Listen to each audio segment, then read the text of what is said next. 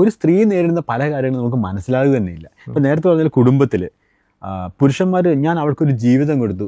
എന്താ കൊടുത്തേ?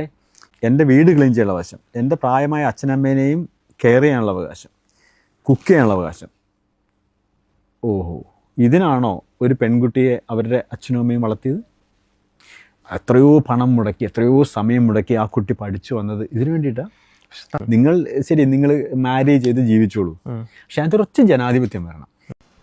അദ്ദേഹം ഈ പറയുന്ന കാര്യങ്ങൾ പൂർണ്ണമായി അംഗീകരിക്കാൻ സാധിക്കുന്നില്ല, പക്ഷേ ഏറെക്കുറെയൊക്കെ നടക്കാറുണ്ട് താനും. മുൻപ് ഭർത്താവിൻ്റെ പല കാര്യങ്ങളിലും പല കാര്യങ്ങളെന്നല്ല എല്ലാ കാര്യങ്ങളും നടത്തി വരുന്നത് അവിടെയുള്ള സ്ത്രീകളാണ്. പക്ഷേ ഇപ്പോൾ അതിനൊക്കെ കുറേയൊക്കെ മാറ്റം വന്നിട്ടുണ്ട്. ഇപ്പോൾ പുതിയ ജനറേഷനിലെ കുട്ടികളാണ്. അതിനൊക്കെ പുരുഷന്മാർ അവരുടെ തന്നെ വസ്ത്രങ്ങൾ തനിയെ കഴുകിയിടാറുണ്ട്. പിന്നെ കുറേയൊക്കെ നമ്മളെ വീട്ടുകാര്യങ്ങളിലൊക്കെ സഹായിക്കാറുണ്ട്. അപ്പോൾ പഴയ ജനറേഷനിലുള്ള പുരുഷന്മാർക്കാണ് തങ്ങളുടെ ഒരു അധികാരം തങ്ങളായിരിക്കണം കേന്ദ്രഭാഗം, തൻ്റെ കീഴിൽ മാത്രമേ ഭാര്യ നിൽക്കാവൂ എന്നുള്ള ഒരു ആറ്റിറ്റ്യൂഡ്. പക്ഷേ ഇപ്പോൾ അതിനൊക്കെ കുറേയേറെ മാറ്റമൊക്കെ, കുറേയേറെ എന്നല്ല, ഒരു 100% മാറ്റം വന്നിട്ടുണ്ട്. പുരുഷന്മാർ തന്നെയാണ് അവരുടെ വസ്ത്രങ്ങൾ കഴുകിയിടുന്നതും ഒക്കെ അവർ തന്നെയാണ് ചെയ്യുന്നതും. അങ്ങനെ സ്ത്രീകളുടെ മേൽ ഒന്നും അടിച്ചേൽപ്പിക്കാറൊന്നുമില്ല. പക്ഷേ ഉത്തരവാദിത്തങ്ങൾ ഏറ്റവും കൂടുതലുള്ളത്, ഒരു കുടുംബത്തിൽ ഏറ്റവും കൂടുതൽ ഉത്തരവാദിത്തങ്ങളുള്ളത് അല്ലെങ്കിൽ അവരുടെ മേൽ അടിച്ചേൽപ്പിക്കുന്നത് പുരുഷന്മാർ തന്നെയാണ്. കാരണം പുരുഷന്മാർക്ക് രാവിലെ ജോലിക്ക് പോവുക, തിരികെ വരിക, അവർക്കൊന്ന് റെസ്റ്റ് ചെയ്യാൻ സമയമുണ്ട്, ഓക്കെ. പക്ഷേ ഒരു സ്ത്രീയെ സംബന്ധിച്ചിടത്തോളം രാവിലെ ഒരു വീട്ടിൽ ആദ്യം എഴുന്നേൽക്കുന്നത് ആ സ്ത്രീയാണ്. ആ സ്ത്രീയോടൊപ്പം ഒരു പുരുഷൻ രാവിലെ എഴുന്നേൽക്കുന്നില്ല. ഒന്നാമത്തെ കാര്യം, ആ സ്ത്രീ രാവിലെ എഴുന്നേറ്റ് തൻ്റെ കുട്ടികൾക്കും തൻ്റെ ഭർത്താവിനും തനിക്കും ഓഫീസിൽ പോകുന്നതിനുള്ള എല്ലാ ആഹാരം ഉണ്ടാക്കി, വീടൊക്കെ ശുചിയാക്കി, മാക്സിമം എല്ലാ ജോലിയും തീർത്തിട്ടാണ് ആ വീട്ടിൽ നിന്നും ജോലിക്ക് പോകുന്നത്.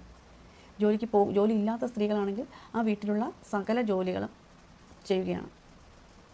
അപ്പോൾ അവിടെയുള്ള ജോലികൾ, കുഞ്ഞിനെ പഠിപ്പിക്കുക, രാവിലെ എഴുന്നേൽക്കുക, അവിടെയുള്ള എല്ലാ ജോലികളും ചെയ്യുക, പിന്നെ എല്ലാ കാര്യങ്ങളും വാഷ് ചെയ്യുക, അവിടെ ശുചിത്വമാക്കി ഇടുക, കുഞ്ഞുങ്ങളെ പഠിപ്പിക്കുക, ഭർത്താവിന് വേണ്ട ആഹാരം ഉണ്ടാക്കി കൊടുത്ത് അതെല്ലാം കൃത്യസമയത്ത് ചെയ്തു കൊടുക്കുക എന്നുള്ള ഒരു റെസ്പോൺസിബിലിറ്റി ഇന്നും സ്ത്രീകളുടെ തലയിൽ തന്നെയാണ്.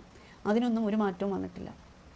പക്ഷേ അദ്ദേഹം പറഞ്ഞ ചില കാര്യങ്ങളൊക്കെ പുരുഷന്മാർ തനിയാണ് ചെയ്യുന്നത്. അവരുടെ വസ്ത്രങ്ങളൊക്കെ വാഷ് ചെയ്യുന്നതൊക്കെ അതൊക്കെ പുരുഷന്മാരാണ്.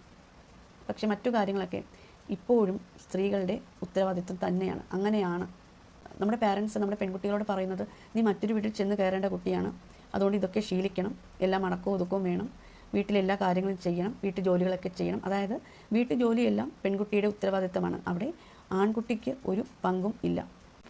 ഭക്ഷണം കഴിച്ചിട്ട് ആ ഒരു പ്ലേറ്റ് കൂടി കഴുകി വയ്ക്കാത്ത എത്രയോ ആൺകുട്ടികളുണ്ട്.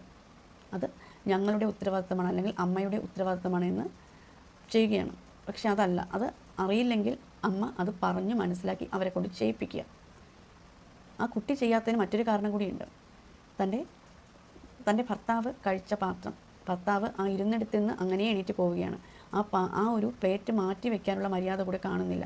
അപ്പോൾ അത് കണ്ടാണ് ആൺകുട്ടികളും വളർന്നു വരുന്നത്. അപ്പോൾ അവർ അത് തന്നെ ശീലിക്കും.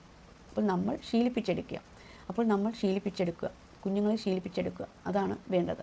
അവൻ നാളെ അവൻ്റെ ഉത്തരവാദിത്തങ്ങൾ തനിയെ ചെയ്യണമെങ്കിൽ അവനെ അത് ശീലിപ്പിച്ചെടുക്കേണ്ടത് നമ്മുടെ കൂടി ഉത്തരവാദിത്തമാണ്. സ്ത്രീക്കും പുരുഷനും തുല്യ അവകാശമാണെന്ന് വാക്കുകളിൽ പറഞ്ഞാൽ പോരാ, അത് പ്രവൃത്തികളിൽ കുടുംബത്തിൽ നിന്ന് തന്നെ തുടങ്ങേണ്ട ഒന്ന് തന്നെയാണ്.